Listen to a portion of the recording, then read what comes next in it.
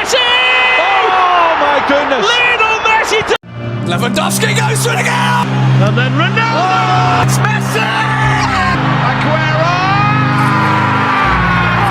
Hey guys, it's Divyansh. Welcome back to another episode. और इतना ज़्यादा अनएक्सपेक्टेड चीज़ मैंने लिटरली मेसी वाले केस में कभी एक्सपेक्ट नहीं करा था।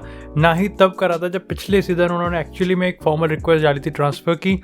बट शुरू से बात करेंगे, मैं आपको सारी स्टोरीज के रिगार्डिंग सारी जितनी भी न्यूज़ इस समय स्पेकुलेशन चल रही है मीडिया में, सारी चीज़ मैं आपके सामने रखूँगा, सारी चीज़ों पे हम शेयर करेंगे। और आई होप कि इस वीडियो को देखने के बाद आपके सामने जो इस मेसी और बार्सिलोना के बीच जो भी हुआ है उसका रीज़न आपकी आंखों के सामने होगा।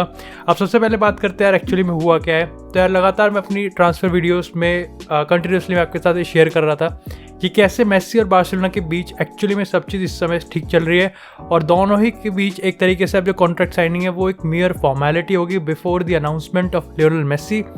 और ऐसे में मैंने आपको लेटेस्ट अपनी ट्रांसफ़र वीडियो में जो कि मैंने कल अपलोड करी थी उसमें मैंने आपको बताया भी था कि लियोनेल मेसी इस समय बार्सिलोना में है और एक तरीके से लियोनेल मेसी के जो रिप्रेजेंटेटिव हैं और बार्सिलोना के जो रिप्रेजेंटेटिव है उन दोनों के बीच एक फाइनल मीटिंग शेड्यूल्ड है before the announcement of Lionel Messi's contract. और इस यही नहीं बल्कि ये भी अपडेट निकल के आ रही थी कि जो 8 तारीख को जुवेंटस वर्सेस बार्सिलोना का जो गैम्पर ट्रॉफी वाला मैच होना है उसमें भी लियोनेल मेसी स्टार्टिंग 11 में इंक्लूडेड है।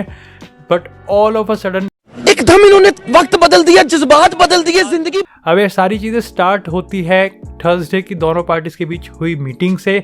अब होता यार ये है कि एकदम से हमें ये तो नहीं पता कि इस मीटिंग में क्या बात हुई, किस पॉइंट्स पे डिस्कशन हुआ, किस चीज़ पे दोनों पार्टीज़ के बीच डिसएग्रीमेंट हुआ।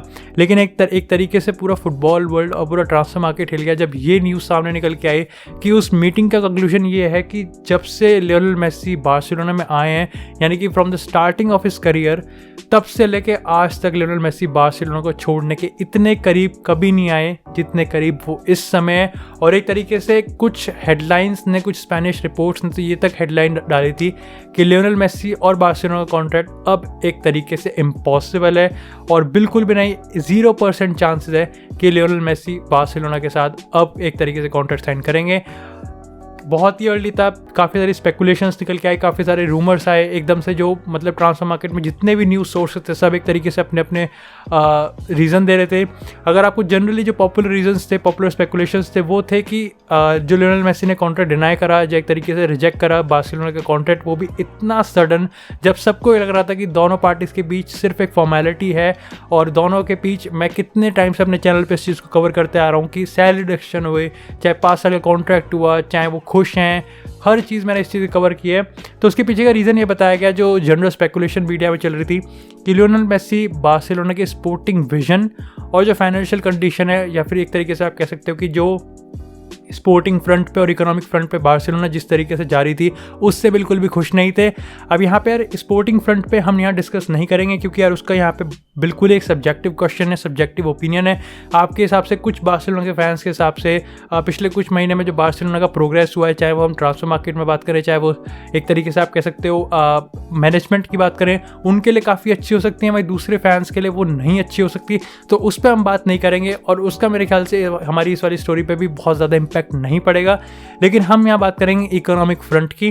अब यार शुरू बात ये होती है कि हमें पता है कि जो ला लीगा में या यूरोपियन टॉप 5 लीग में जितने भी क्लब्स हैं वो इस समय कोविड के चलते जो इकोनॉमिक बैकडाउन है उसकी वजह से काफ़ी ज़्यादा सफ़र कर रहे हैं। और ऐसे में कहीं ना कहीं आप कह सकते हो कि जो यूरोपियन सुपर लीग का आइडिया था वो भी कहीं ना कहीं पिच किया था। और हमने अक्सर सुना है कि यूरोपियन सुपर लीग के जो 3 फाउंडर है, बार्सिलोना, रियल मैड्रिड और जुवेंटस, लेकिन हम यहाँ पे बात करेंगे बार्सिलोना की। वो एक तरीके से अपने फैंस को कन्विंस करने के लिए कि क्यों यूरोपियन सुपर लीग ज़रूरी है, ये हमेशा बोलते हुए हैं कि यूरोपियन सुपर लीग कहीं ना कहीं जो यूएफा की जो मोनोपोली है मनी को लेके वो ख़त्म कर देगी। और यूरोपियन सुपर लीग अगर आएगा तो उससे जो क्लब हैं उनको डिजर्वेटली जितना वो डिज़र्व करते हैं उतना पैसा मिलेगा। और एक तरीके से उन्होंने इस चीज़ को भी एक तरीके से उनका जो पॉइंट था वो ये भी था कि अगर हमें ज़्यादा पैसा मिलेगा तो हम ट्रांसफ़र मार्केट में ज़्यादा इन्वेस्ट कर पाएंगे और आप फैंस, यानी कि अब जो फुटबॉल फैंस है, आप एक पर्टिकुलर क्लब के जो फैंस है वो अपने क्लब को बेस्ट प्लेयर साइन करते हुए देखेंगे। तो एक तरीके से ये हमेशा से दलील या फिर एक रीज़न दिए जाते थे कि क्यों यूरोपियन सुपर लीग ज़रूरी है। कहीं ना कहीं इसी चीज़ को काउंटर करने के लिए और एक तरीके से आप कह सकते हो कि जो क्लब्स हैं उनको फाइनेंशियली सपोर्ट करने के लिए ला लीगा ने हाल ही में जो CVC कैपिटल पार्टनर्स हैं उनके साथ एक पार्टनरशिप करी। और उस पार्टनरशिप का मीनिंग ये था कि वो कंपनी उस कंपनी ने अराउंड रिसेंटली वो कंफर्म थी, वो भी इसी के मीटिंग के जस्ट आसपास सीन हुआ था कि उस कंपनी ने ला लीगा में अराउंड $2.7 बिलियन या फिर 2.7 बिलियन यूरोज़ के अराउंड समथिंग ला लीगा में इन्वेस्ट किया, और जिसके चलते बार्सिलोना पे अराउंड 280 मिलियन यूरोज़ का फंड मिलने वाला था। ये एक लोन था, और कहीं ना कहीं इस लोन का ऐसा नहीं था कि आप 280 के 280 अपने क्लब्स में एक तरीके से ट्रांसफर मार्केट में इन्वेस्ट कर सकते थे। इसका कुछ रूल्स थे। रूल्स ये थे कि 280 मिलियन यूरोज़ जो बार्सिलोना को मिले, सेम यूरोज़ रियल मैड्रिड को मिले, but let's just focus on Barcelona. 280 million euros में से आपको अराउंड 70% अपने इंफ्रास्ट्रक्चर पे इन्वेस्ट करना है, वहीं 15% आप अपने सैलरी को सैलरी जो कैप है, आपकी जो सैलरी रेंज है, उसको इंक्रीज़ कर सकते हैं। तो आप सोच सकते हैं यहाँ पे डायरेक्ट लिंक आ गया जो बार्सिलोना का वेज बिल वाला ड्रामा चल रहा था, और साथ ही साथ जो 15% है वो आप इधर उधर कर सकते हो।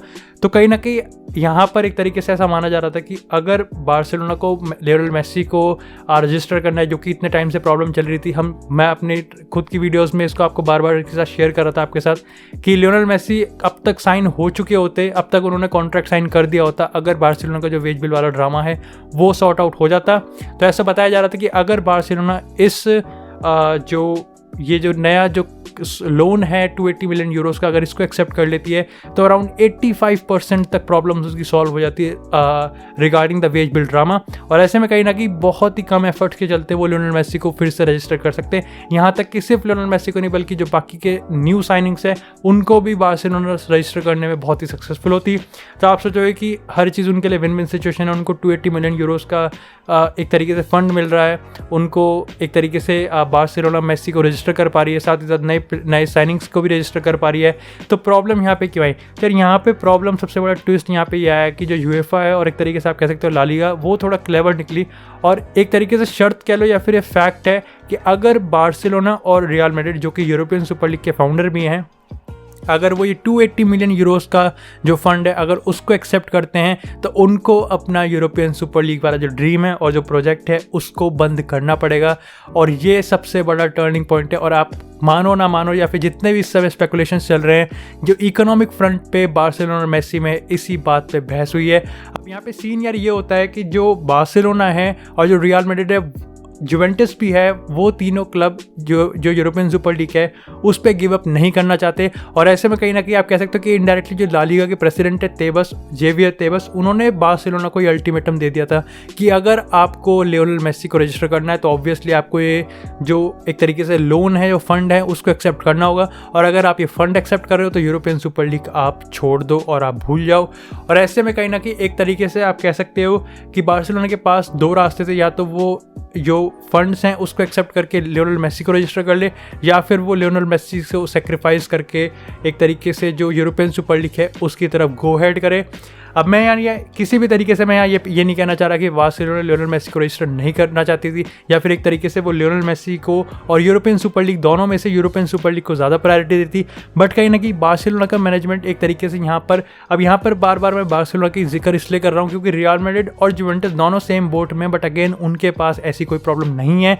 यहाँ पे प्रॉब्लम कहीं ना कहीं बार्सिलोना फेस कर रही थी, और उनके पास आप कह सकते हो कि एक तरीके से जो चाहती थी वो ये थी कि वो लोन भी एक्सेप्ट कर ले और एक तरीके से वो यूरोपियन सुपर लीग का जो प्रोजेक्ट है उसको भी side by side go on रखे। बट अगेन आपको पता है कि यूएफा हो, ला लीगा हो, या फिर जो टॉप 5 यूरोपियन की जो एसोसिएशंस है ये सारी की सारी सेम पेज हैं और एक टीम की तरह खेलती हैं। एंड अगेन ला लीगा ने इसको एक तरीके से एक क्लेवर वे या फिर एक कह सकते हो कि जो यूरोपियन सुपर लीग का प्रोजेक्ट है उसको बंद करने के लिए एक आप कह सकते हो एक टैक्टिक्स थी उनकी। तो कहीं ना कहीं ये एक बहुत बड़ा रीज़न निकल के आया।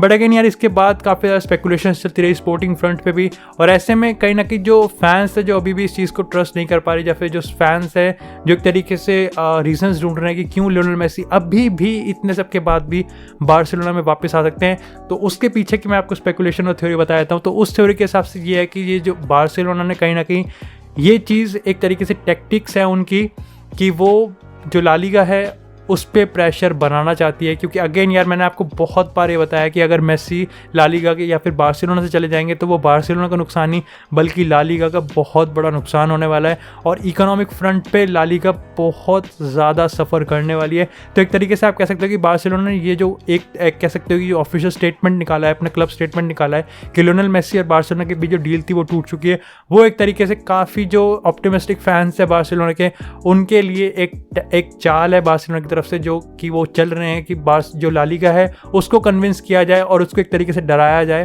बट अगेन जैसे मैंने आपको बताया यार, ये सिर्फ स्पेकुलेशंस है। जो चीज़ हमें अभी कंफर्म पता है और जो ऑफिशियल है वो ये चीज़ है कि बार्सिलोना और लियोनेल मेसी के बीच जो कॉन्ट्रैक्ट था वो इस समय टूट चुका है, और लियोनेल मेसी अब फाइनली फ्री एजेंट के साथ साथ अब एक तरीके से आप कह सकते हो कि एक पॉसिबल टारगेट है टॉप यूरोपियन क्लब्स के लिए, और ये बहुत ज़्यादा अनएक्सपेक्टेड है। तो आई होप यार इस वीडियो को देखने के बाद इस पूरी स्टोरी को लेकर जो आपके मन में डाउट्स थे वो कहीं ना कहीं काफ़ी हद तक क्लियर हुए और आपको काफ़ी हद तक जो इन डेप्थ एक रीज़न सुनने को मिला होगा। तो अगर आपको वीडियो पसंद आए तो यार वीडियो को लाइक करना, चैनल को सब्सक्राइब करना। मैं इसी तरह फुटबॉल से रिलेटेड कॉन्टेंट इस चैनल पर अपलोड करता हूँ, और साथ ही साथ ये ट्रांसफर वीडियोज़ अपने टाइम पे इस चैनल पर आती रहेंगी। तो तब तक के लिए stay tuned, stay safe, and I will see you guys in the next.